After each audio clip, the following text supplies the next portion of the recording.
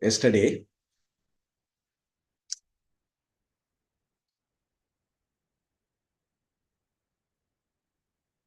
We understood that there is something called upadhi. And this upadhi is responsible for creating all unique things, right? The end of the day, everything looks different. Each one of us is different. We have our own moods. Shruti was asking why is it happening. Some of them are coming actually. But the fact that, this world of multiplicity is created through this whole idea of upadhi. That is a cardinal principle.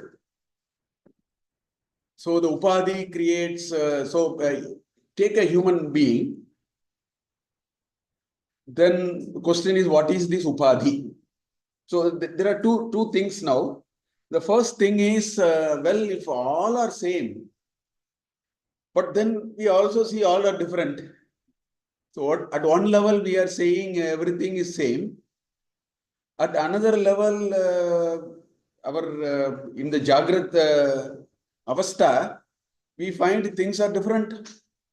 We see so much of differences in the world. So now there are two questions in front of us.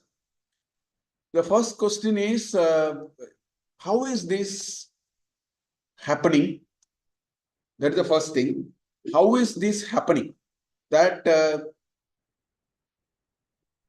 these differences, how does it happen out of the oneness? That is one question.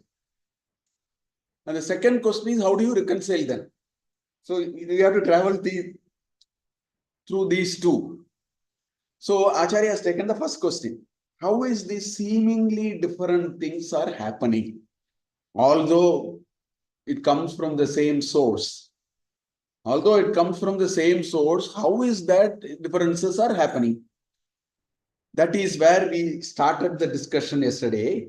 So we had the 12th shloka. We just saw the 12th shloka. Panchikrita mahabhuta sambhavam karma sanchitam shariram sukha dukkhanam boga ayatanam uchyate. So for this individual unit, which each one of us are, for us to enjoy pluses and minuses. Enjoy means pluses and minuses. Sukha and dukkha, both. Sukha dukkhanam, boga ayatanam. First you need a place. You need two things. First you need a place, or maybe you need three things. To enjoy something, we need a place first. Right? Secondly, you need some instruments to enjoy. And thirdly, there is a context of what are you going to enjoy, or the content of your enjoyment. There is a content. It may be sukha, it can be dukkha, it can be success, it can be failure, it can be anything. So you need a content, you need an instrument through which you actually enjoy, and you need a place where you have to enjoy. There is a sthala required for doing that. So that is what is happening now. So first Acharya explains that the place, ayatanam means tent, or a place or a hall, whatever you want to say. So you need a place to enjoy, and that seems to be the stula sharira.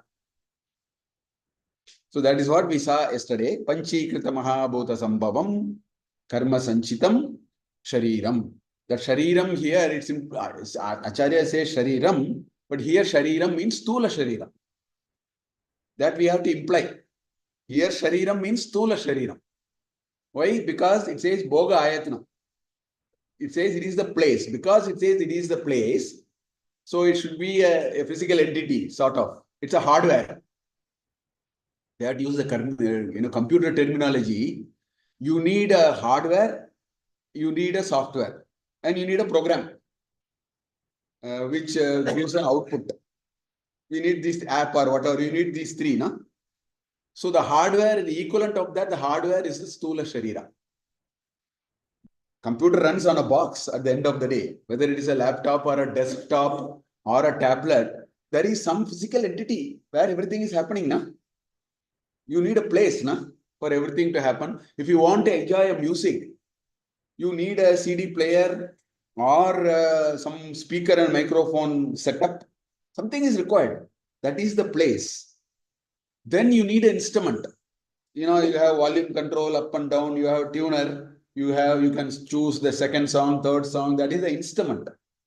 The third is, what comes out of it. It can be a chanting, it can be a music, it can be a rock, or it can be anything. So these three are what is required. So Acharya takes us through those three things. As a first step, he talked about the hardware, which is the Stula Sharira. And I was telling you yesterday, the Stula Sharira is manufactured by the Prarabdha. So the other name for the body is Prarabdha actually. If you want another name for body, or the other name for Prarabdha is body. We are the equivalent. That is what it is. This Atman, when it goes from one Janma to another Janma, at the beginning of every Janma, it dips into the tank of karmas, takes whatever it has to expend. Now, this explains many things. There is a child which dies at the age of 5 or 6. Somebody who dies at the age of 10, right? How do you explain all that? That means the bag that it brought was only that much. If the prarabdha is exhausted, you can't even stay for a nanosecond. Janma is over.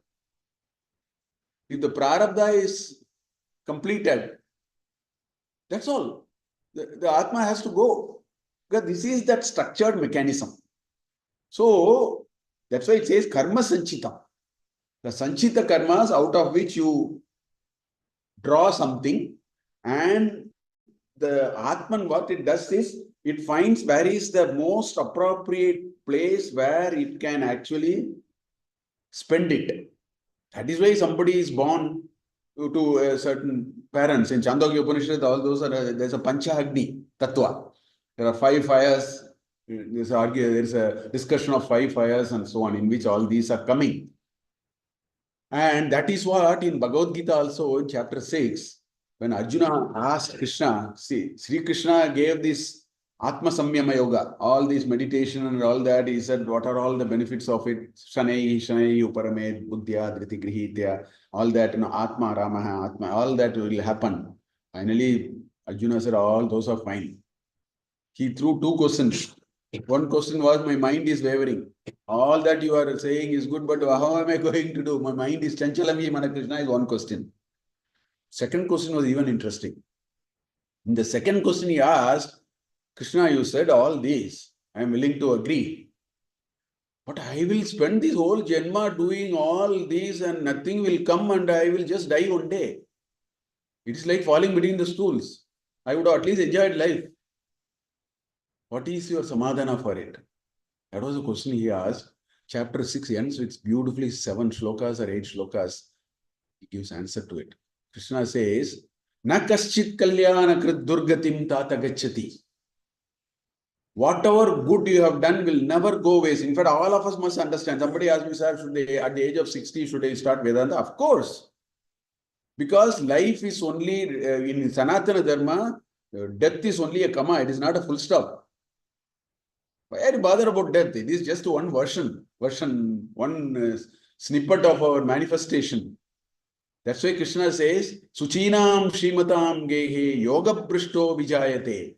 The Atman, when the next Janma, it takes a birth in a particular place, in a particular family, where it is so conducive to spend all that karmas. That's why Acharya says karma sanchitam.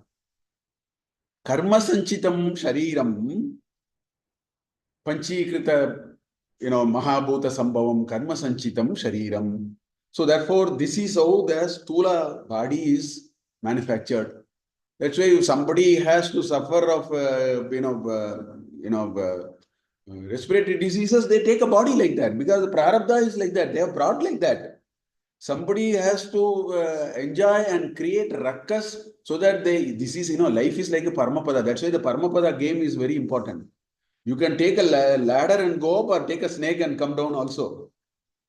It all depends on, your choice, free will. So therefore, depending upon whatever prarabdha we brought, we manufacture a body, and that body is called Stula Shariram. So that is what he said in Shloka 12. We will go to Shloka 13. पंच प्राण मनो बुद्धि दशेन्द्रिय समन्वितम् अपंचीकृत भूतोत्तम सूक्ष्मांगम भोग साधनम.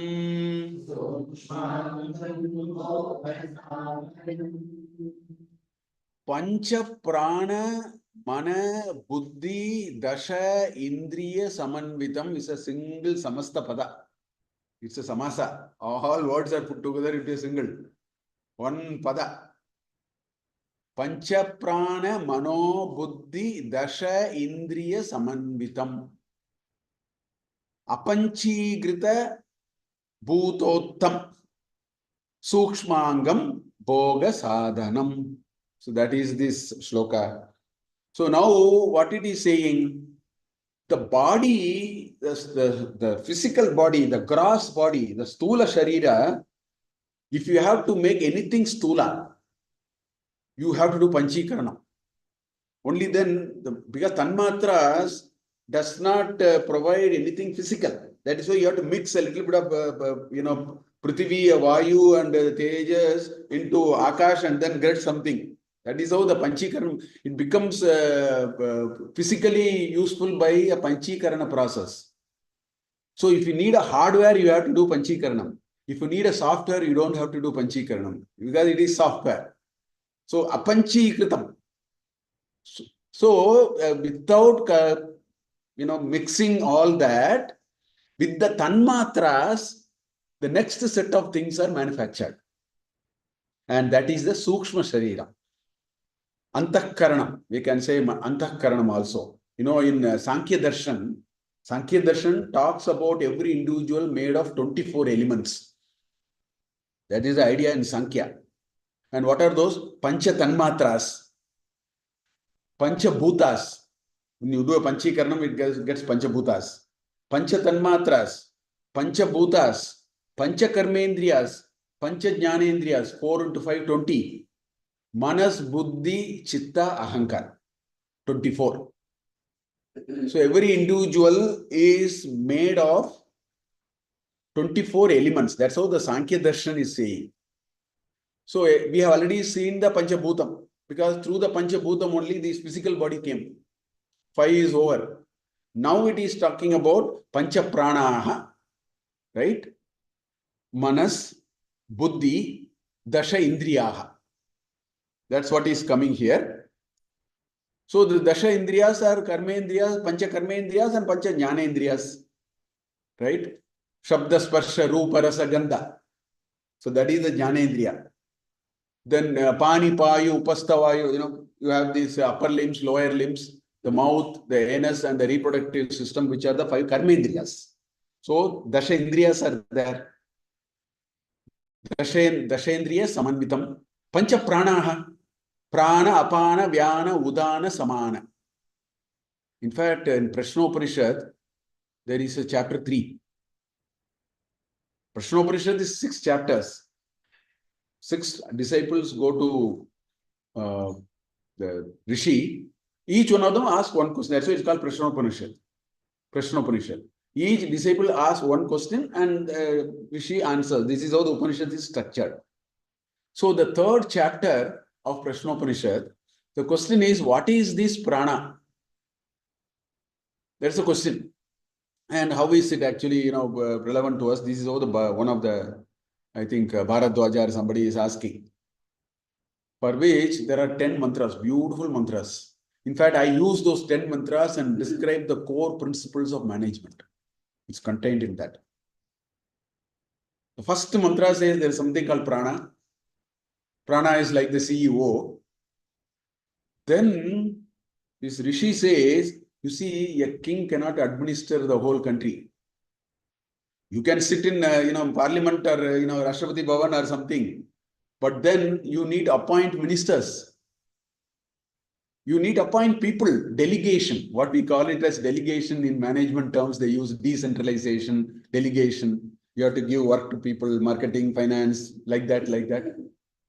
So the Rishi says, prana cannot administer everything by itself. So it created 4 more. Vyana, Udana, Samana. So those are Panchaprana descriptions are so nice in Prashna Upanishad. So that was the Panchapranas. Each one of them play a very important role. Okay. Panchaprana, then Manas. Manas is also, these are all Shuddha Padartha because they are Apanchikrita. It's a Sattva Padartha actually. So Manas, then Buddhi, then the 10 Indriyas. All these form the Bhoga Sadhanam. They are the instruments for enjoyment. What do you understand by that? What it says is, this body is inert.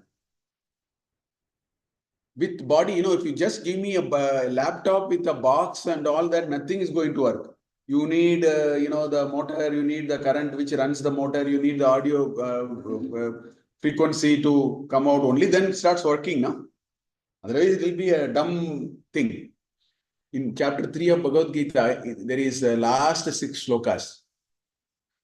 Atakkena prayuktoyam papam charati purushaha anichanapi vashne baladiva niyojitah. Arjuna, why are people committing all mistakes, all wrong things and feel sorry about it later? Anichanapi. Icha was not there. I don't want to do, but I did it. So for which I answer, Kama Esha, Krodha Esha, Rajoguna Samudbhavaha, like that it goes. In that there is one shloka. Indriyani paranyahu indriyebhya param manaha manasastu para buddhihi buddhestu manasastu saha. So what it says is our human body is related. You should always remember that Parthasarathi picture. That shloka is actually Parthasarathi picture. In Kathopanishad, there is a beautiful statement, Buddhim tu sarathim viddhi. Buddhi is the charioteer. Now, if you look at that Parthasarathi image, you find Krishna is the charioteer. There are 5 or whatever, 5 horses, let us say. The horses have reins. The reins are in the hands of the charioteer. And Arjuna is sitting in the chariot. And there is a chariot. Chariot has no motive power. Chariot cannot run. Your diesel engine of your Vande Bharat cannot run. There is some motor there which is actually running it. So if the chariot has to run, you need motive power. That motive power is only in the Indriyas. The horses are the Indriyas. That's why, what it is saying here is, if you have to bring it to life, mere stula sharira is of no use. This eye, the ears are all only, they're all physical entities. They're only bells and whistles. Because for a blind man, the eyeball will look exactly like this. It's not that there is nothing there. For a person who is deaf, his ear will look like so. These are all, jada padartha. Life comes through indriyas, through tanmatras. That is what it is. That's why they are the bhoga sadhana. To enjoy, you need and live on this body. That is why if somebody likes a particular sweet, when the pranas are there, when you give the sweet, the eyes wide open. The prana is gone, eyes don't open because this is jada padartha. The life comes through only the sukshma sharira. That's why bhoga sadhana. They are the instruments for enjoyment. Without the instruments, you can't enjoy. You may have a place to enjoy, but you can't enjoy because it is not enabled. That's what he is saying here. So he says, pancha prana mano buddhihi dashayendriya samanvitam apanchikrita bhutottam sukshmagam. They are subtle because they are apanchikritam. They are not panchikritam. Only when you do panchikaranam, it becomes stula. Otherwise, it is only tanmatras. So it is demattered, actually. It is not mattered, it is demattered. Apanchikritam means it is not material. It's software. It's not hardware. Hardware you can touch and feel. Software you can only see the effect. You cannot touch. You cannot touch a software, but you can see the effect of the software, right? So like that. That is the Sukshma Sharira. So that is the second Sharira that we need.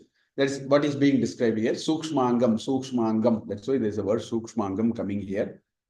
Sukshmena Angaha Astiti Sukshmangam. It is a very subtle element of us. That's why it's called Sukshma Sharira.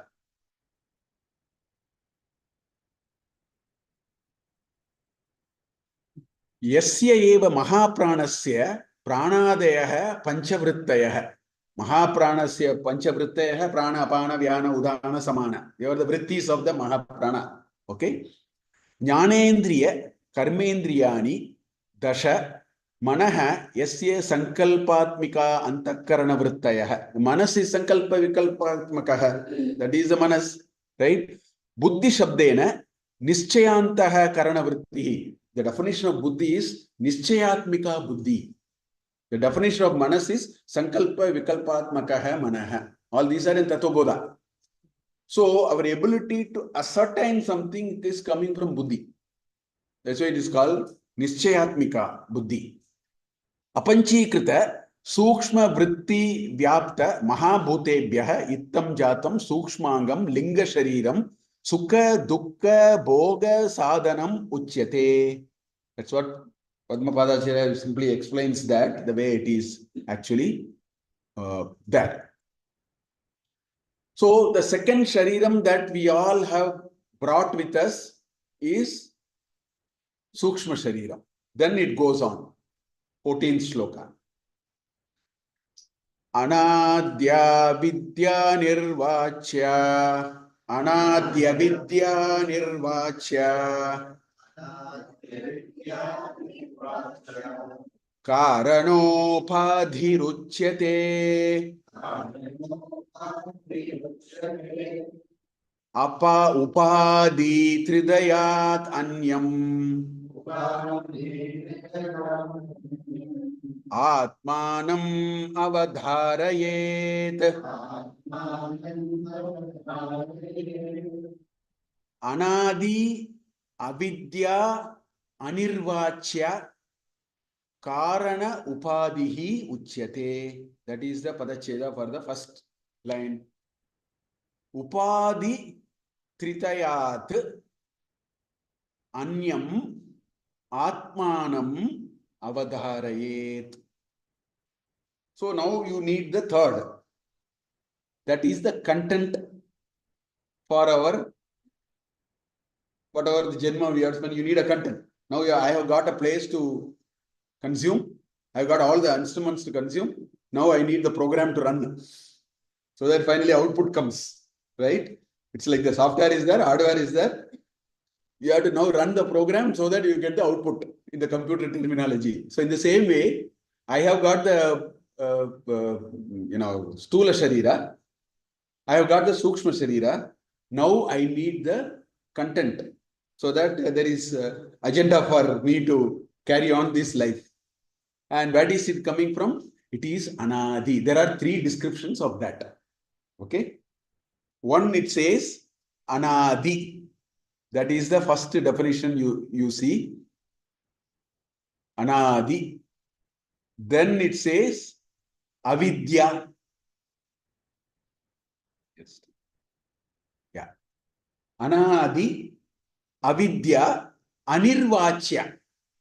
In fact, these are the three cardinal ideas even in Advaita Siddhanta. So what happens is, yesterday I think Pradeep was asking, so one of the important principle about the journey of an Atman is it is Anadi and Ananta. There is neither a beginning nor an end.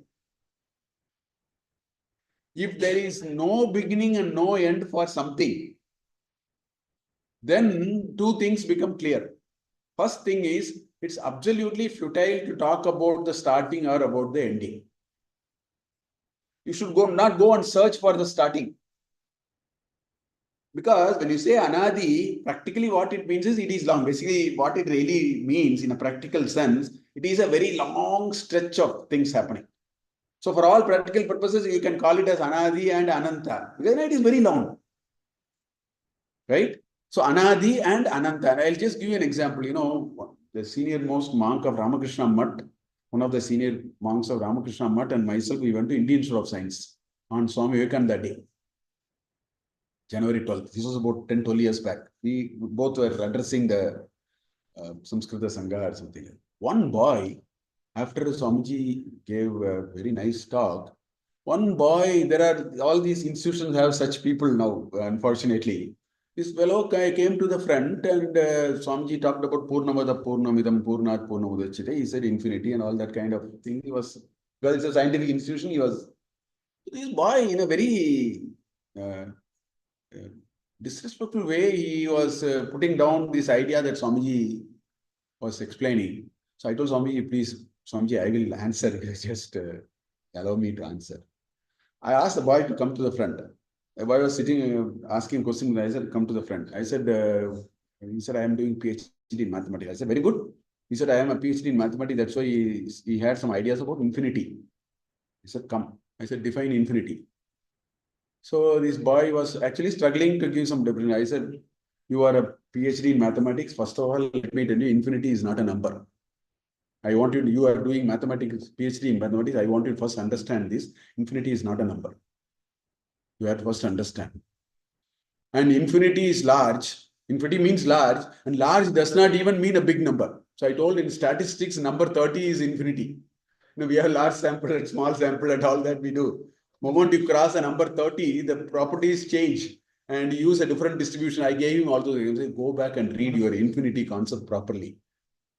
So the same way, Anadi Ananta means that it is very long. The trail is very long. Satakoti Janmaha. That is what in first shloka in, Viveka Chudamani, Acharya uses the word Shatakoti Janmaha. 10 power 9, Shatakoti. Each Janma is 100 years, let us take. Let us be very greedy. We are talking about 10 power 11 human years. It is very long. Okay. So if it is Anadi and Ananta, first of all, we should not worry about the starting and the ending. It makes no sense. What makes sense is how this slider is moving. That makes a lot of sense. Because it is like a long tape. Instead of looking at the end, now it is all moving like this. We want to understand the boundary condition. How did it is moving from one slide to another slide? That makes a lot of sense because, it's a more practical thing. So that is why it says Anadi, Anadi. Then the question is, so the question now is, how is it moving from one frame to another frame? That's where the whole karma is coming. That continuum makes more sense rather than trying to find out something which you cannot. It's like, Brahma and Vishnu went to the top and the bottom to look at the head and the pada. It's a futile exercise, na? How it is moving and can we control this movement and understand, make sense of this movement as this slider is keeping on moving like this on a long tape, like a movie thing. That is something which is more comprehensible, more relevant, more interesting. So that is why it is Anirvachya, right? And it is called avidya. Why it is called avidya? Because we accumulate karma only because of avidya. That is the very definition of karma. Na? Karma accumulates because of avidya, ignorance. If we had crossed, Acharya started with that. He said only jnana sampadane eva liberation, mukti, praptum shaknumaha. And jnana sampadanam idi bhavati, tarhi vidyam praptavantah. Tavat jnana sampadanam vayam na praptamah, tavat avidya eva. So the word avidya is indicating that this karana, this context is coming through our karma. Because of avidya, we engage in actions and that accumulates sanchita karma, agami karma and all that we are saying. That creates the karana sharira. To put it in a more practical sense, because in this context we may find it difficult to understand, but put it in a more practical sense, there are two things which creates this karana sharira. One is called vasana, another is called avidya. Avidya is because we have not still got the knowledge, so we have to keep going. It is a work in progress. It's a work in process, so it has to keep on going. And then the vasanas. In every Janma, we operated in a particular way, we collected a certain attitude, certain knowledge, certain ways in which we deal, certain understanding of the sambandha between Jiva, Jagat and Ishvara, all that is what is that bundle is called Vasana. So, in other part of our scriptures, this is available when the soul is departing, when the Atman is leaving, drop the body and then goes. It is actually Udhana Vayu which is responsible for him. You will find it in Prashnopanishad. It is Udhana Vayu which is, that's why it's called Udhana Vayu. Ut means up. So Udhana Vayu means that which lifts you up, which means this prana or this Atma has to be pulled out of this body, no? To be pulled out of the body and taken away. Because it is a going concern. It has to keep on going. So that the Udhana Vayu is doing. And when it does it, what it carries is only avidya and vasana.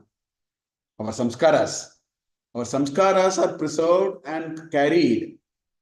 And then that is what is creating the continuity. In accounting terminology, they say the connection between the previous year and this year is only that inventory and all that, there's fund position. That is what is connecting from the last year to this year. The retained earnings, there is a positive, negative, all that is connecting. It adjusts the current asset and liability and like that. In accounting, they talk all that, no?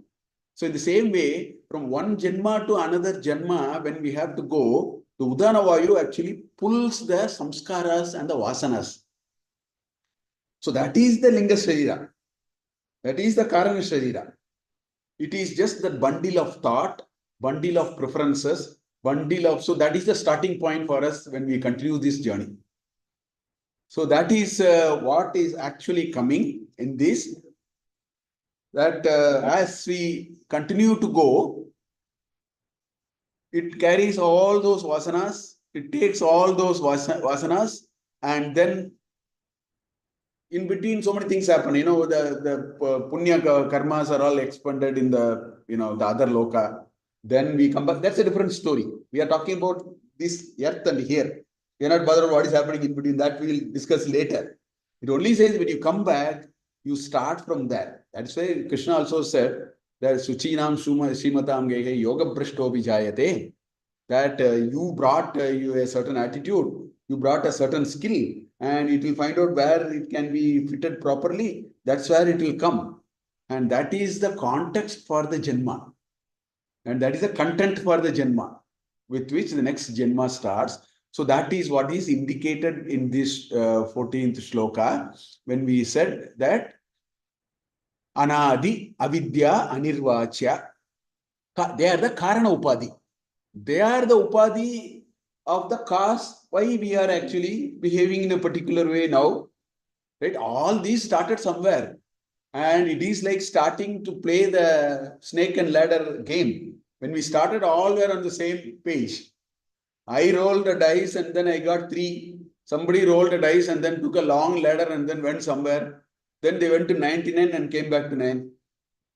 So starting may be same for all of us, but depending upon our, whatever we do, we pick up vasanas, right? Our samskaras, and that we start traveling in different paths. That's why the snake and ladder game is required. Snake and ladder game tells us our sojourn of the Atman. The ladder is satkarmas. The snakes are, nishidha karmas. So we will go through this process of going up and down, up and down. After playing for a long time, hopefully one day we'll cross 100 and then get out. That is the charm of that game. That game is a very philosophical game in some sense, if you think about it. If it is only this Janmantra karmas, then there is no value for this genetic and Vamshavahini, whatever. No. So please understand, genetic is one part. Genetic will only talk about the physical parts. My voice will be very similar to my father's voice or my mother's voice. Genetic will address only the physical, the stula part. Karana part, that's why my favorite example is Buddha's mother or father can never become Buddha. Buddha's son can never become Buddha if Buddha had a son. It is not hereditary, it is not genetic. Yeah. The genetic brings only the Stula Sharira elements. The DNA and all only what modern science talking about DNA will address only in your body. Stula Sharira, it doesn't talk about your vasanas. Yes, sir. So, like we also hear like it's like you have done some karma, like you maybe good and bad to certain people, and then you have to repay them. That's why you are born in certain Yes, sir. family with certain friends. So it's due to some karma also, right? Yeah. So that is exactly the karma. See, I end up spending my lifetime doing all kinds of things, right or wrong, I do not know, knowingly, unknowingly, all those are irrelevant. When I go through this life, that's why I said, I am going through this life thinking I am going to empty the tank, bringing one bag of karma. But unwittingly, by doing certain things, I may be actually adding more to it. You need a tempo. Huh? You need a tempo. Maybe a truck, I do not know, to take all the karma and then we feel that we are aware of it. If you understand this concept, there is only one thing we can do. What we can do is we cannot worry about the tank, that's already filled. But we can worry about not filling the tank. That choice is with us. That choice is not with us. We have already done it last Janma, 100 Janmas before, 10 Janmas before, Khatam. Having known it now that this is the overall structure in which it is working, I can lead my life now in such a way that the amount of karma that I am adding to the tank is very minimal. Then there is hope the tank will exhaust. So all these what you are saying is part of the karma. And why did I do it? Because of the certain vasana which I brought. Now the question is, how do I change my vasana? That's why we need satsanga. If you say it is unchangeable, there is no hope. If you say that your vasanas cannot be changed, then sarvam vyartam bhavati. The hope is that you can mold as you come with a certain vasanas, and as you get satsanga, you get jnana sampadana and all that happen, the quality of the vasanas keep on changing. So that takes you to better birth. So is vasana a function of the Prakriti? Prakriti. No, the Prakriti is the material which uses all these to bring. So that is the second substance. So whatever thermos we have formed, knowingly, unknowingly, both will form part of avidya, or only unknowingly doing things will be avidya? No. Actually, whatever knowingly we do, we are entirely responsible. We are very little to discuss there. If I do knowingly something, you cannot say I thought that was okay. I will tell you good luck. You can say whatever you want to say. I will tell you good luck. And there are no ministers to bribe and then get discount for your karmas. That's why God, Krishna said that na kartrutvam na karmani na karma pala. There's some sloka. It's just missing my attention actually. Sobhavastu vartate. That's what he says. Your nature part. Don't bring me into the picture. I am only a bookkeeping. I faithfully do the bookkeeping and watch what is going on. Unknowingly, whatever we do is also subject to karmas. But then our Dharma Shastra says that there are ways by which you can have prayashchita for it. For example, when you walk on this, you sweep this floor, you would have killed some 10 ants. Not knowing, you didn't know there was an ant there. You stepped on it. These things happen, no? These are all unknowing. So our Dharma Shastra says, by offering Bhuta Yajna, that becomes the Prayashchita. That's why we offer Bhuta Yajna. After we cook, we offer a little bit of rice or some kochapati, something we leave, no? For the crows and for the animals and all that. So that is the Prayashchita for those unknowing things. So Dharma Shastra says, some of the unknowing things can be mitigated by some prayashchita karma. That's why in our living we should do a lot of prayashchita, because some of these unknown can be at least washed off. Known things you better come again. Don't run away. I am not going to leave you. That because of the avidya we are doing all that, no? If it is vidya, we would not have done it, no? So it is the other name for it. So avidya created karma. because of which you undergo rebirth. So you are coming with prarabdha. Prarabdha needs to get executed, so you get a body for that execution. You need to know the effect of that execution, you get a Sukshma Sharira. Now the trigger for the execution is the karma Sharira. What causes the execution to happen is from the karma Sharira. The vasanas trigger the execution. Exactly. So That is the content for you to spend. That's why I said, look at it like this. Three shariras are like this. Stula Sharira is the place where you have to enjoy, good or bad. You have to enjoy. That is the place. And the Sukshma Sharira is the instrument to enjoy. You need instrument to enjoy. That is the Sukshma Sharira. You need an agenda to enjoy. Whether you have to suffer or whether you have to enjoy, whether you have to be happy, whether you have to be upset. That is coming through the Karma Sharira. We have so many prarabdha karmas. One lifetime is completely spent on one particular aspect of it. No. So you bring a bundle of so-called prarabdha karmas, which will all be expended in this janma. That may have all kinds of combinatorial things. You bring, that's why I said you bring a bag, and the bag has to be emptied. See, one of my secretary is a very nice lady. She was in Bangalore alone. Her husband was in Chennai because her daughter's, prasavam happened. She was only working, so she could not take much holiday. He was not working. He was just retired or something. So she told the daughter, I'll be there for a week, but Appa will be with you. He will, whatever little help you need. All this was happening.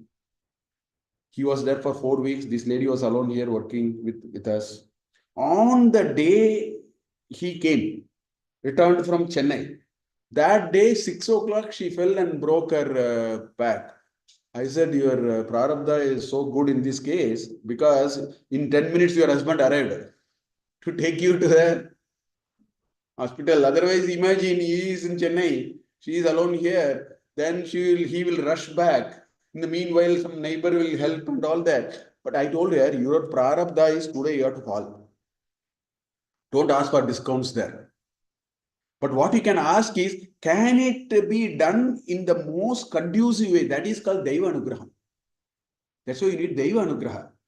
Prarabdha will not be discounted, but the Prarabdha can be enjoyed or it can be gone through in the most appropriate, comfortable way possible. So, he arriving 10 minutes after you falling is your Daiva Anugraha. The Prarabdha cannot be sorted out. If you have to fall today, you have to fall back. Don't waste it. That's why we should not worry about why did it happen. We do all this. Never ask why did it happen to me, because it happened to you because you already signed a contract sometime before. You are only executing the contract now. That's why what happens in this Janma, don't have Vilapana. Focus on the future. Don't do Vilapanam of what is happening, because it is like the key has been already given to the toy. You have left the toy on the floor. It has to, unwind the entire spring. It will not stop before that. Or the bow, the arrow has gone out of the bow. You can't take it back.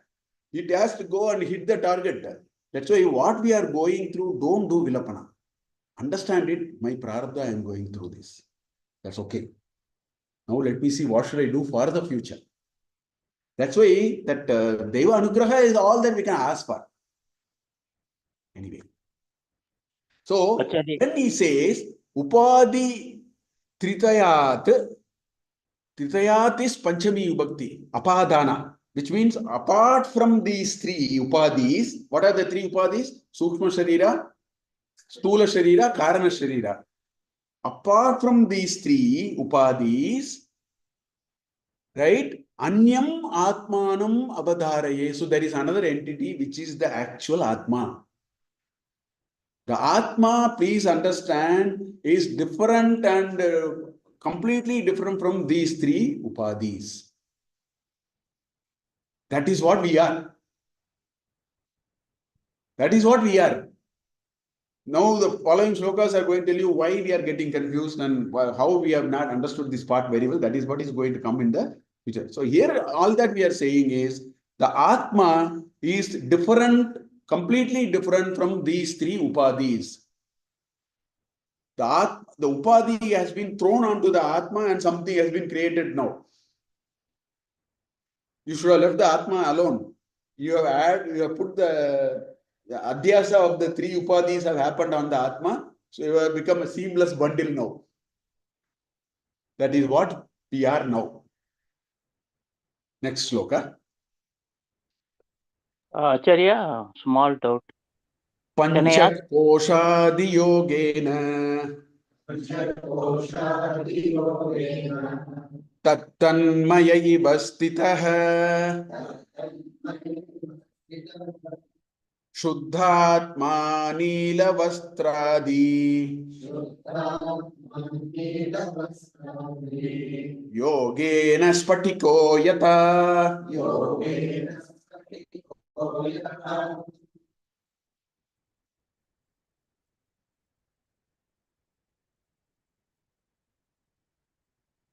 Okay, so what is happening here?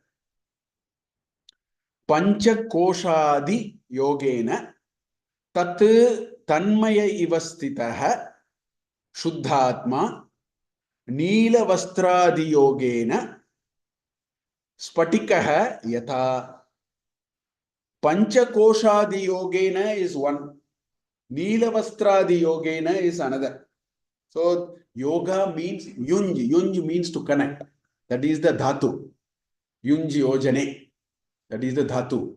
Yunj means connect. Yoga means connect. So we are doing yoga for what? To get connected to Paramatma. We have to establish that connection. That is why it is called yoga. So, yogena, which means it is connected. Panchakoshadi yogena. So now this Atma which is inside, what it is saying is, it is connected to the Panchakoshas. Annamaya kosha, Pranamaya kosha, Manomaya kosha, Vijnanamaya kosha and Anandamaya kosha. So it is connected to the 5 koshas. Okay, tat tanmaya iva stitah shuddhatma. Shuddhatma is alone, actually. It is all left to itself. But it is now connected to the 5 koshas. It's like actually you take a gum and then stick it. You know, in chapter 13 of Bhagavad Gita, Kshetra Kshetrajna Vibhaga Yoga, in fact, every triplet of Bhagavad Gita explains only one shloka according to me. There are 3 triplets, 6, 6, 6, no? 1 to 6, 7 to 12, 13 to 18. According to me, there is only one shloka which is explained in the entire 6 chapters of that triplet. So for the first triplet, it is Karmanyeva Adhikaraha Ma Paleshu Kadachana, Ma Karma Pale Heturboho, Mate Sangasto Karmani. Everything is around that.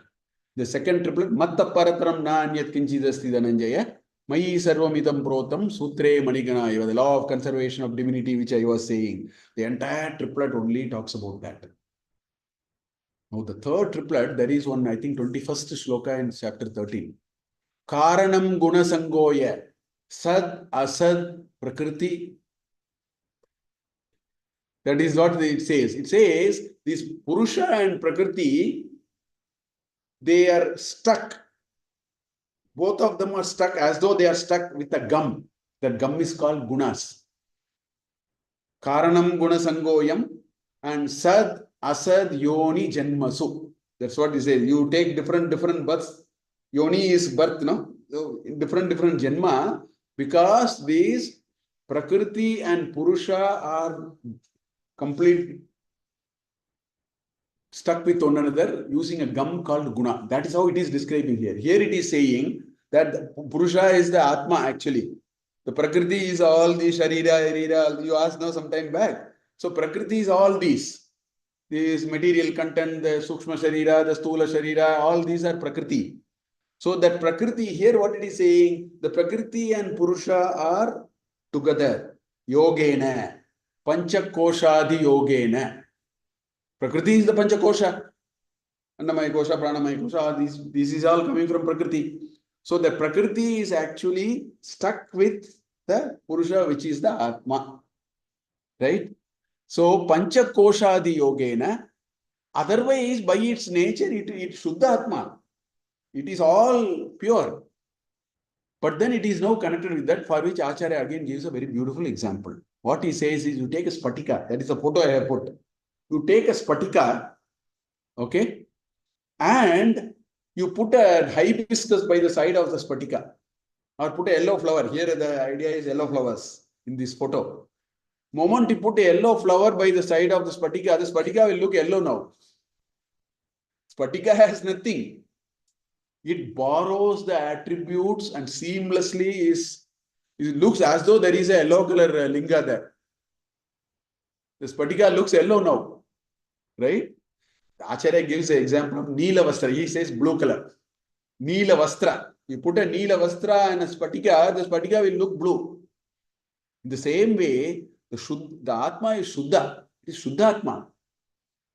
But moment you put all these koshas and all that, it borrows that property, then it appears seamless.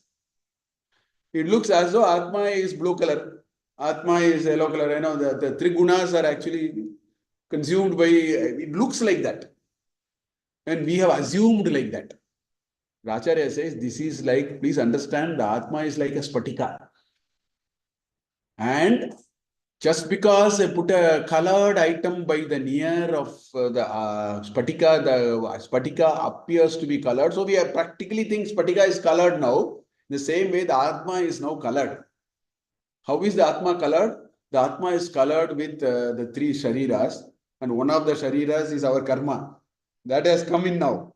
So that has now come in, and then we suddenly think the Atma is having all these, Atma is enjoying, Atma is suffering.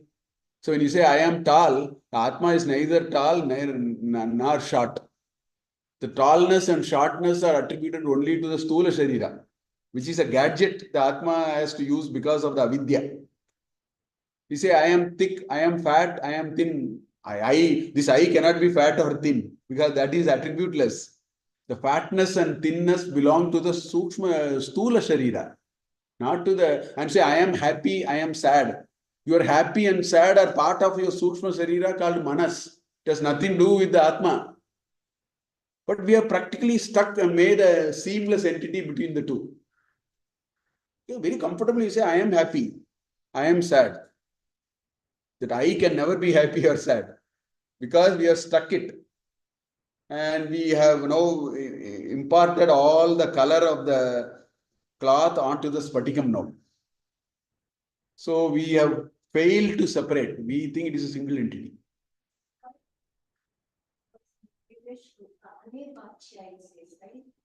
For Atma, we can understand it's Anirvachya, but here the dualities are there. No, the Anirvachya is not for the Atma. No. For the Maya. See, Anirvachya, the other word for Anirvachya is Maya. I will give you an example. You may ask, why did I behave in a particular way? Sometimes you cannot even explain. I mean, it looks funny. It's just that you did like that. You know, we take certain decisions foolishly. Throughout the life, if you see, if you do certain things which you cannot explain.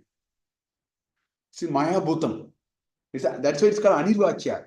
We can later think we should not have done it. Many things we do like that. We later think we should not have done like this. This is not the way to do. But then why did we do at that time? Or we cannot even explain why we did it. It comes through all these samskaras and vasanas and so on. That is why it is Anirvachya. You cannot verbalize it too much. We can see the effect of it. And later you can reflect on it. And say, oh, this is not what I should have done. I think there is something called this. I should have, been aloof. I should have been a witness rather than a part of it. Here the avidya part is Anirvachya, not the vasana part where we are trying to understand the dualities. No. The vasanas are the set of samskaras we brought. That is why we behave in a particular way. See, if somebody is all the time thinking about only stock market, I'm just giving an example. Somebody is all the time thinking about the stock market, then when that person goes off in the final moments, what comes to his mind will be only stock market. And he will carry only stock market with him. Here, that is the Maya and the previous time. So, the Maya is actually part of the Prakriti. So, the Maya brings that enabling mechanism for us to do all these foolish things and go through and accumulate our own vasanas, that is coming through the Maya. That is coming from the Prakriti. So this whole creation process, if you talk about the, not the Pinda, but you talk about the Anda, because Maya is at the Anda level, at the Pinda level, it is called Avidya. They are the equivalent. For each one of that, see, when you talk of a dream and creating a universe, you can map all of this is at the Pinda level. Dream that we did yesterday is I manufactured a universe. I manufactured a universe, no? I had all the samagri to manufacture my universe. That is at the Pinda level. Same thing when it happens at the Anda level, that is called Jagat Srishti. In the same way, whatever we do at the Pinda level is called Avidya. The same thing, if you have to understand it at a meta level, that is called Maya and Prakriti. Everyone has an equivalent mapping. So it is Anirvachya. You can only see the effect of it. You can not explain why it is happening. Later you can reflect on it. Those kinds of things happen. All those are form part of the Karana Sharira. So, So because constantly we feel that we have free will because there is, it's a part of an order. I suspect whether we are doing it. If we are doing it, we are already on our way. We only at a conceptual level, not at an anubhava level. Maybe at a conceptual level. If you really wired yourself completely with the notion of free will, you would have been a very different person. Meaning, you maybe, what I mean to say is that the way we actually deal with the world will completely change because we know that the free will is the only hope for me to change this trajectory. At a conceptual level, we may understand. Maya is just helping you out to execute the free will. No, Maya is the Ishvara. That's what Ishvara. When we are executing on every level, understanding that it is precious, life is precious because you have the free will to understand. So then there is no role of Maya. No. So that's why I said for every Anda, there is for every Pinda, there is an Anda. So the notion of Maya and the Prakriti are all at the Anda level. The equivalent of that is called Avidya and Samskaras and all that. We need to, so we will hold on for a while and see whether we get a little more out of this discussion, because some of these discussions are anyway continuing here, because we have to come to all those issues now. So the Atma doesn't have any bhava. It's the manas which is happy. You said. Atma, how do you say that Atma is living well if it doesn't have any? We will see all that. We'll hold on. We'll just see. Yeah. Maya is different for different. No, Maya is an enabling entity through which it expresses us to behave with all these samskaras and vasanas that we have. That is, that is because of your samskaras. Vidya helps us to rightly handle the Maya. Avidya is because we don't handle that Maya properly. No. As long as we have Avidya, we are Maya Bhuta. We are in the domain of Maya. That's why it's called Avidya. Moment you have Vidya, Maya have no role to play. It's not about handling and all that. Whether it has a role to play or not, it has no role to play. so all these karma, vasanas are Purusha Vishesha. At the Upadhi that comes with the Maya Vidya, which is enabling this to go through the journey. That's the... No. So, the Purusha is devoid of all these. Purusha is devoid of all these. That is the Atman, Suddha Atma. This Maya brings all these and then, attaches it to it, and then we go through that particular process. Okay. So let us just see. Nanu Annamayadi Kosheshu Tantanmayataya Stitasya Kutoho Nitya Muktatva Muchyate. This is Annamaya Kosha, right? These are all physical shariras. Where is the Nitya Muktatva? Where is this liberating part of it? So that is what is inside, and that is different from all these. That is seamlessly now connected. We have, instead of thinking of two entities, we have made it into one now. So that is what he is saying. He is saying Annamaya, Pranamaya, Manomaya, Vijnanamaya, Anandamaya, Panchakoshaha. Adi Shabdena, okay,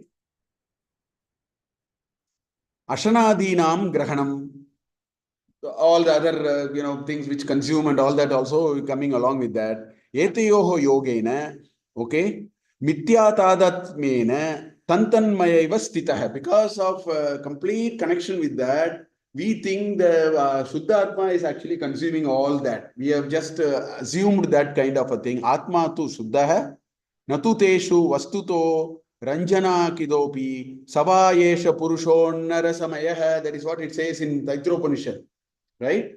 Just it is all attributeless, but then we have connected all of them and then started seeing those attributes there. So that is what this Spatika and the flower example is actually telling us. So that means there is one Shuddha Atma, but it is all now getting colored. We brought some color and then painted it on the top of it and started thinking this whole entity is only blue color, as though there is no other possibility.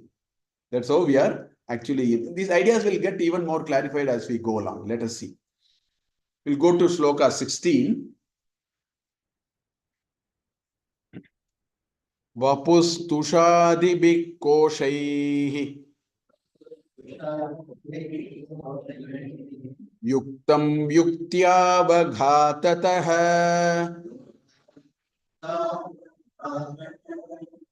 Atmanamantaram Shuddham Vivichya Tandulam Yatha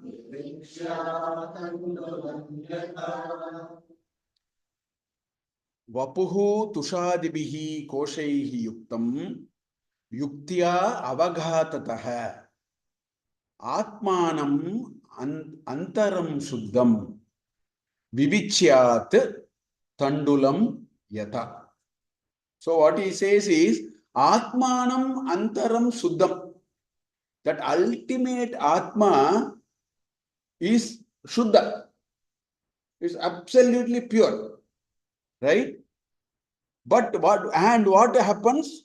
Because of Vapuhu Tushadibihi. Right?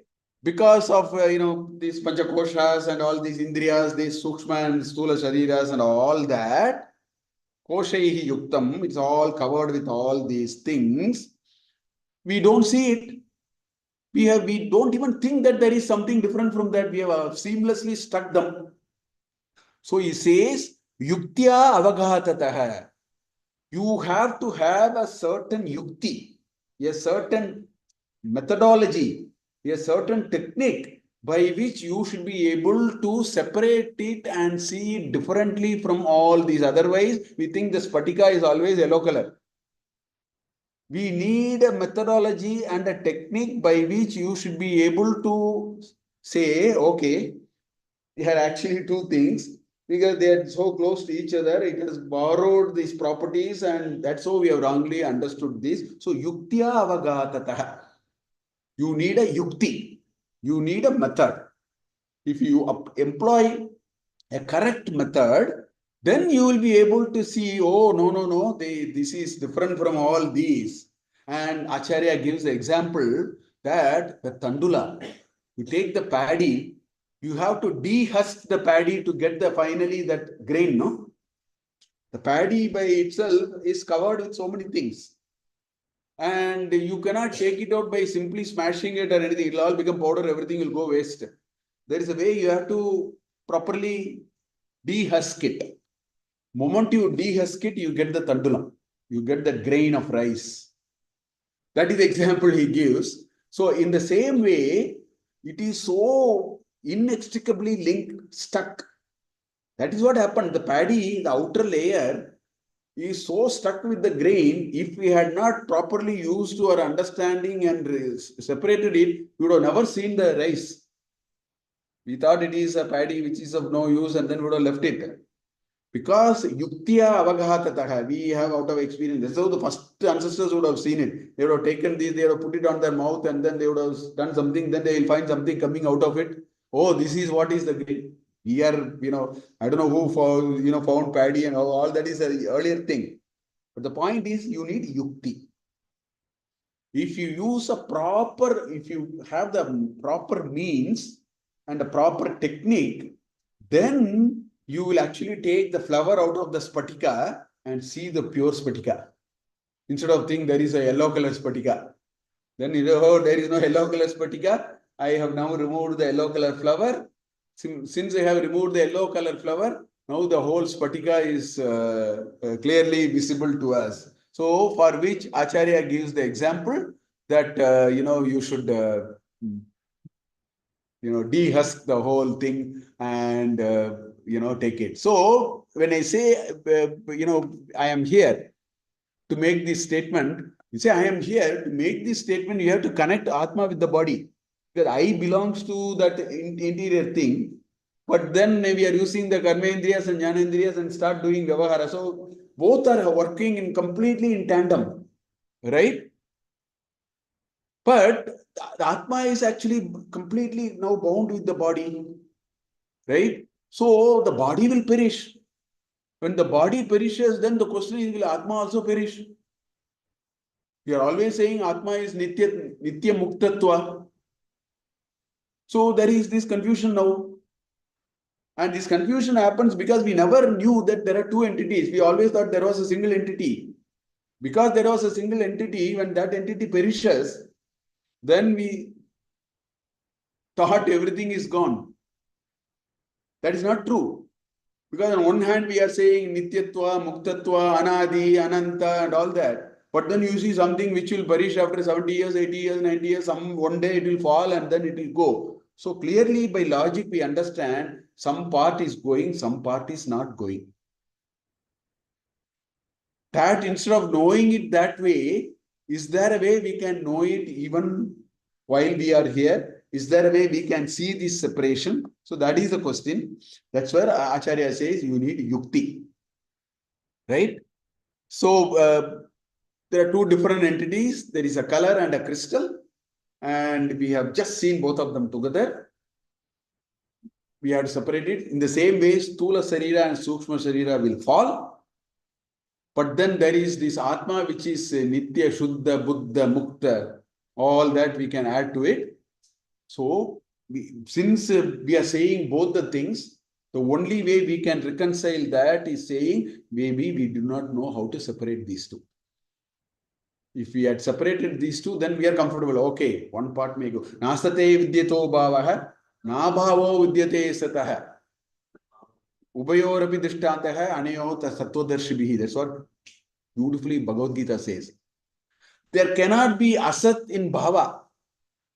There cannot be abhava in sat. See how he is saying, Nasato vidyate bhavaha, nabhave vidyato sataha. In abhava, you cannot have sat. In sat, you cannot have abhava. So, but both of them are together now.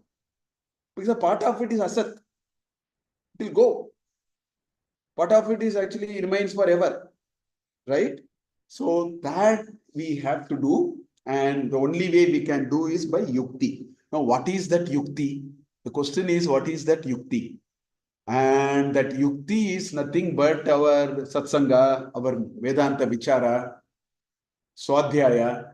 So these are methodologies by these kind of vicharas, these kind of Shravana, Manana, Nididhyasana, all these are the methodology by which we slowly, it is very logical. As I told you, Vedanta is very logical. It's nothing illogical. It's not rocket science. If we agree that there is one part which is gone, another part will not go, then now we have to actually start inquiring about it and ask, why is it happening? How do we separate it? How do we see the differences between the two? So that is the yukti. And that yukti comes through vichara, comes through many of our practices that we have, which actually cleans our, that avarana is now thinned and thinned and thinned. And we are able to see that. So that is what is to be understood by the word yukti when we use the word yukti there. So he says that the 5 koshas are to be separated in this fashion to know finally that Shuddha Atma is there, which is the innermost to all that. And one of the most important yukti for that is Nitya Anitya Vastu Vichara. That is one of the most cardinal principle. For everything we have to ask what is Nitya and what is Anitya. That Nitya Anitya Vastu Vichara will give us that Viveka, and that Viveka will help us to slowly see that all these are less important, all these are temporary. There is something more permanent. So I think we need to focus our attention on the more permanent thing. And that is where we have to go and then keep looking for what we need to do and so on. And that is how it has to happen. I think we will take a break here. It is 8:30 now. So we will take a break here. We will reassemble. Another 10-15 minutes is. Yeah, Acha. Okay. Then morning time we can take a little longer time, not an issue. First session only. So he can take a little bit more.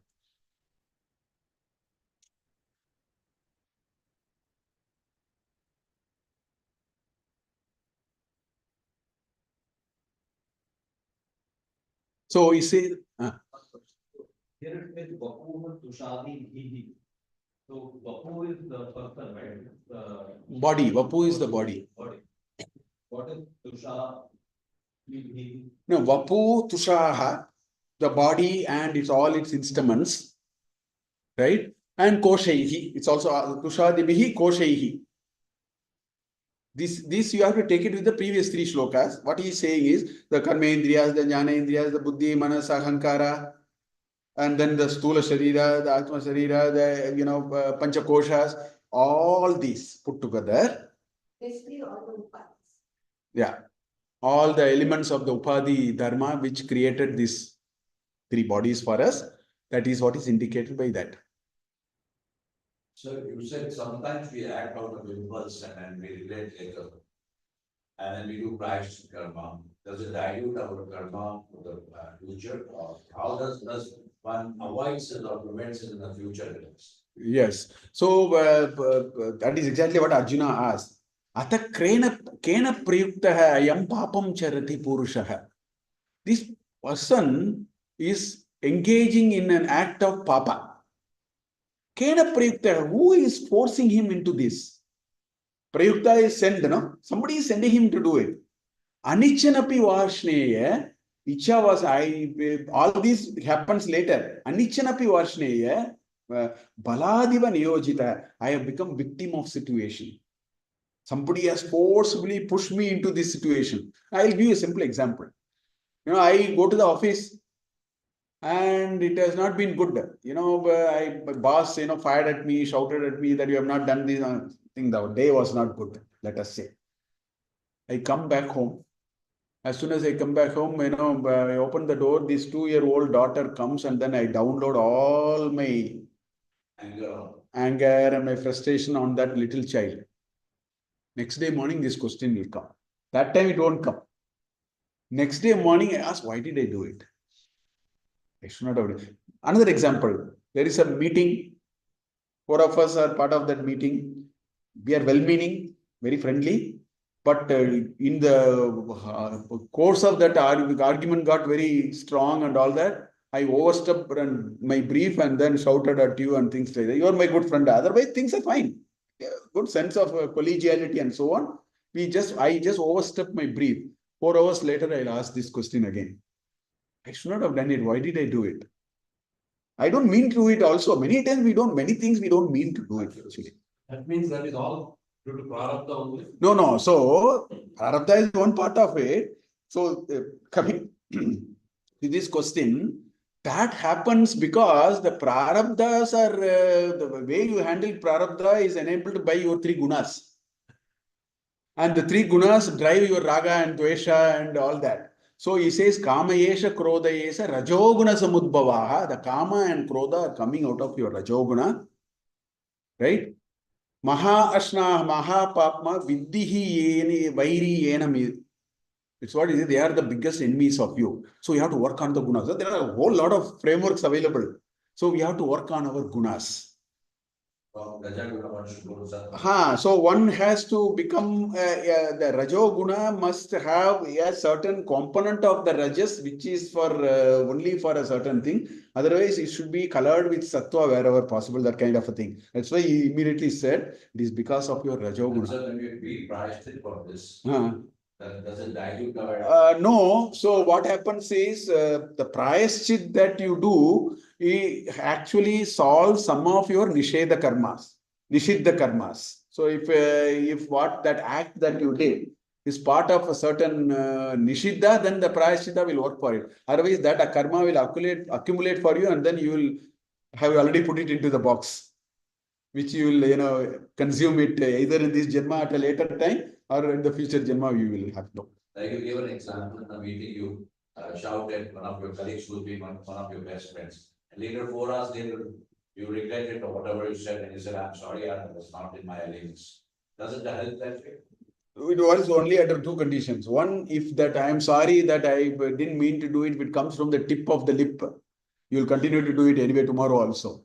But if it comes from the heart, then it has changed. It has moved. So it all depends on what is the depth of that, the vocabulary Whatever that. comes from the bottom of heart is really natural and beautiful. Yeah, because our quintessential nature is here. That's why whether you are an American or an Indian, whether you are a boy or a girl, when you say I, when I am sitting like this, shortest path algorithm says I should touch here when I say I. But I take my hand all the way like that and say I.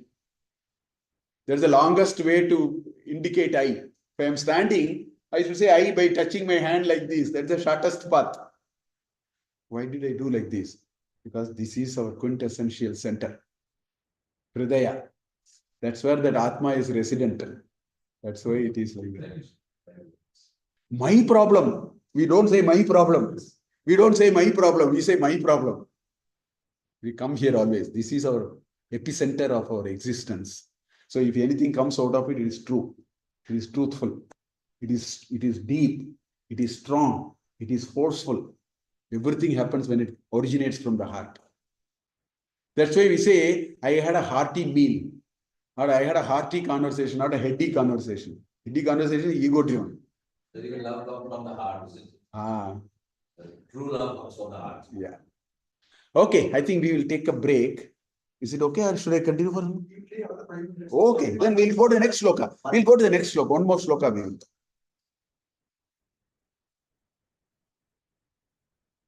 Sada sarvagatopyatma na sarvatra vabhasate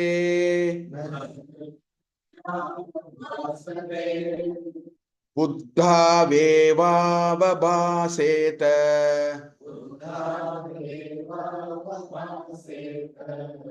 swacheshu pratibimbavat.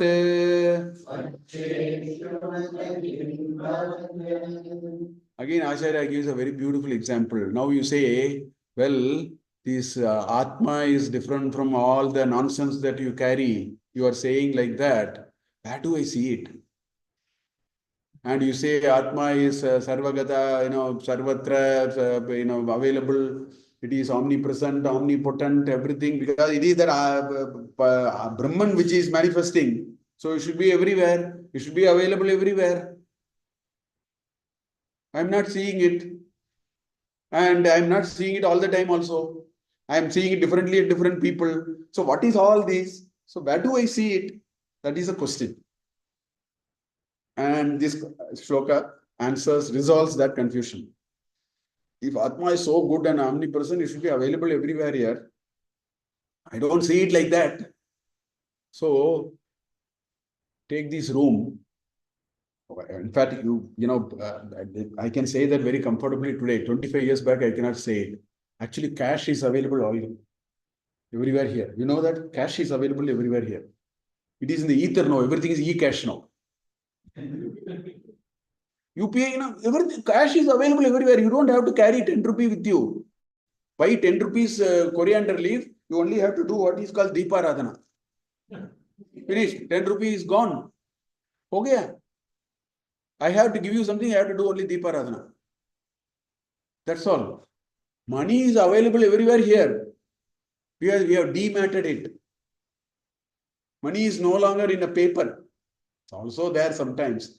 But today currency is not in paper. It is available here. Then can I catch money like this? I can't. I need a certain equipment to catch it.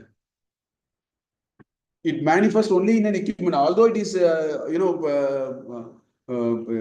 sarvagataha, sarvavyapi. Currency is sarvavyapi, but I don't catch it. Electricity is sarvavyapi, but I can catch it only in some instruments. In throughout the current is there, but you cannot catch it anywhere. That you will see it only here. That is what Acharya is giving the same example. What is he saying? Sada sarvagataha api Atma. Atma sada sarvagataha. It is omnipresent. Sarvatra gacchati iti sarvagataha. It is everywhere. Atman is everywhere. Sada sarvagataha api Atma. Na sarvatra abhasate. It doesn't radiate everywhere. You don't see thousands of Atmas glowing here. It is glowing only in some 20 entities now, in different degree of strength of the light, right? So it says na sarvatra avabhasate.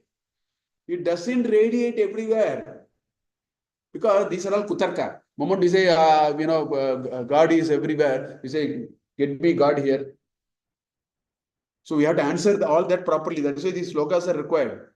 You should say, hey, cash is available here. That doesn't mean you can take cash like this. You need a app, you need a UPI, and you need a account number. You have to establish the connectivity, then things start flowing. That is the last thing. Interestingly. Okay. So, Acharya says, Buddhehe eva avabhasate.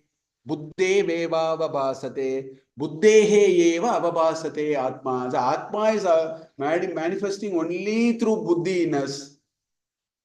Because Nishyatmika, everything that we do is because of the Buddhi, na? The Manas, actually, this confusion will happen. Chitta, Buddhi, Manas, Ahankara are actually the same. It's the same entity. Because of its functional thing, we give different terms to it. It's only different functional terminologies we use. It is a single entity which is a soft padartha, which is antakarana, basically. It is the inner instrument which is subtle. Okay? So it says, Buddhehe eva avabhasate. But the Atman will not manifest everywhere. So just because I told you it is sarvagataha, it is sarvavyapi. Don't ask Kutarka with me saying that, oh, then get me, Atma in this table and this chair. And don't do all that. Just as, then Acharya, what example he gives is, Swacheshu pratibimbavat. Sun will not reflect on this wall, in this tile. Because there is no reflecting mechanism here. Medium is not available here.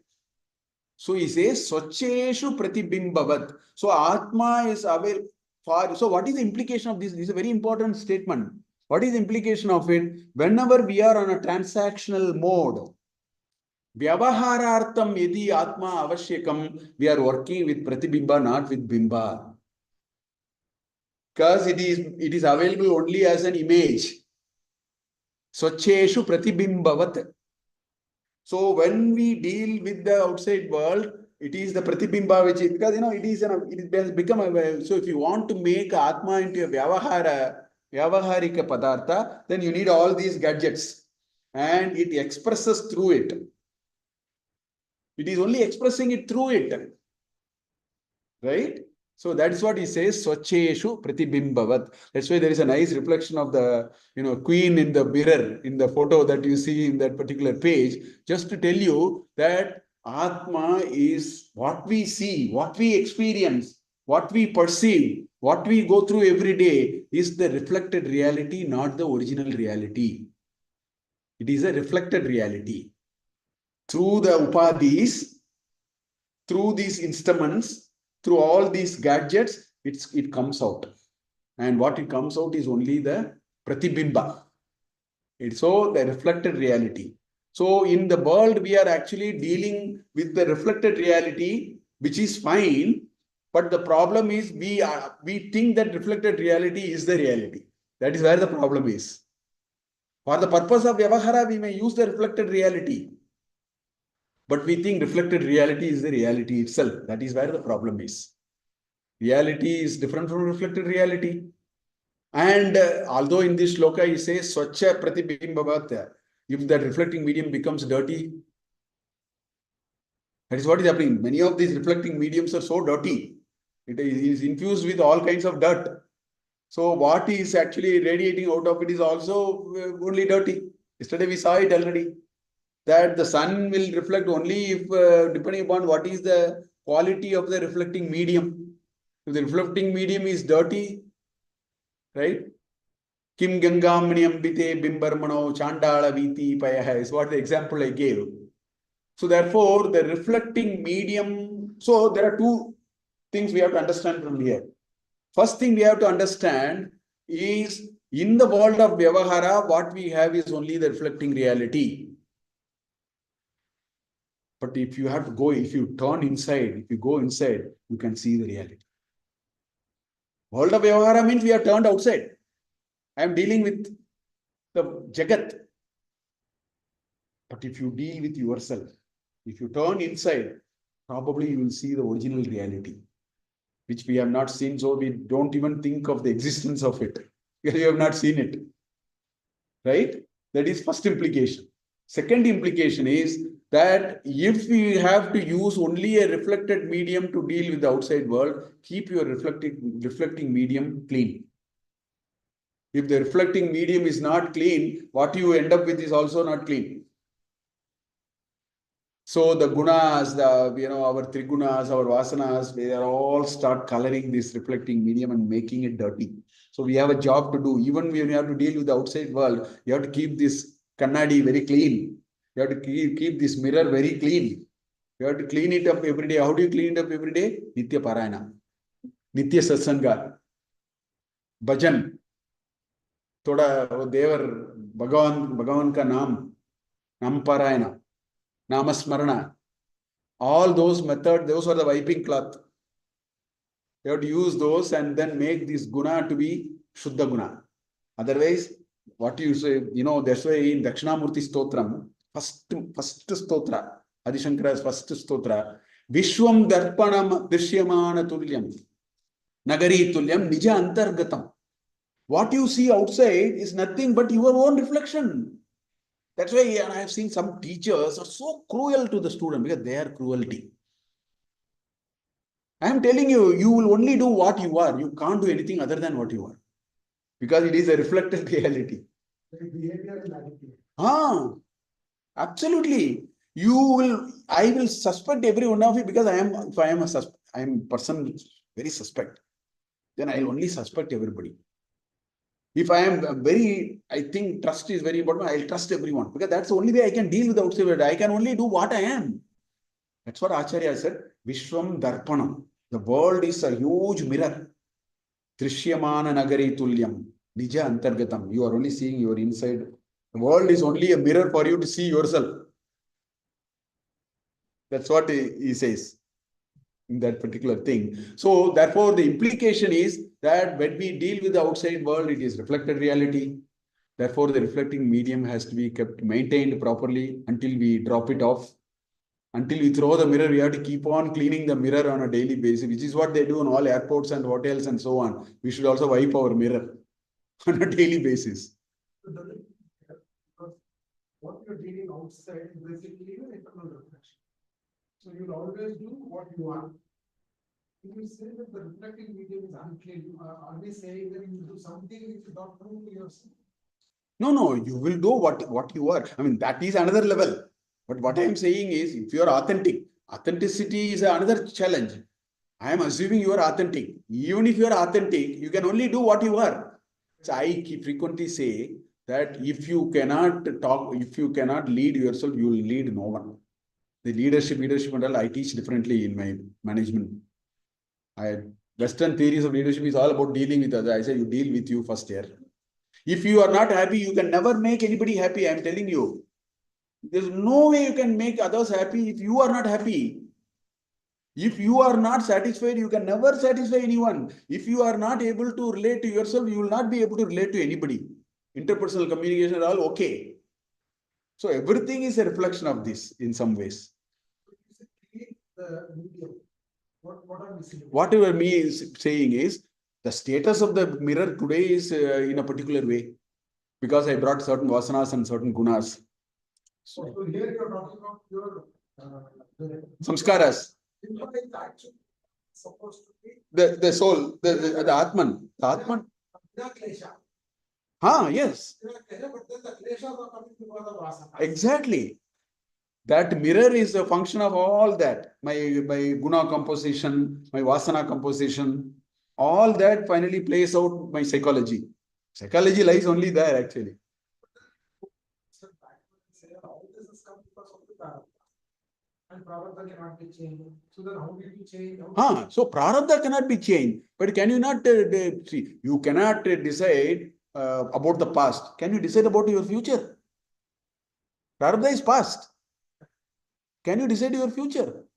Now you can, having known this, now that I know it, I say now I will work on cleaning my mirror. If I work on cleaning my mirror, my future prarabdhas will be of a different. That tank is coming. My future prarabdhas character will change. So everything will change. So the hope for change lies there. Yeah. So that's why he says, Sarva Sada Sarvagataha api Atma na sarvatra abhasate buddhehe eva avabhasate swacheshu pratibimbavat. So here, when you say buddhi, you should take the entire antakarana to be the meaning of it. That is really the reflecting medium we have. Right? See, what happens is, use the modern terminology, when we deal with the outside world, there is something called stimulus, there is something called response. Finally, what you do is a function of that. There is a stimulus. Somebody, laughed at me, so I have to shout at him. Why are you laughing at me? Suppose. So, that somebody is laughing at me has to come to me first. So, the jnanendriyas bring the stimulus. Now the mirror works. Mirror works in a particular way and it gives command to the karmendriyas. So, I may give a command, shout at him. You may give a command, slap at him. Somebody will give a command, take a AK-47 and finish him off. It all depends on this whole body, mind, intellect complex, which creates that mirror. So that mirror can be now, over time, you can clean it.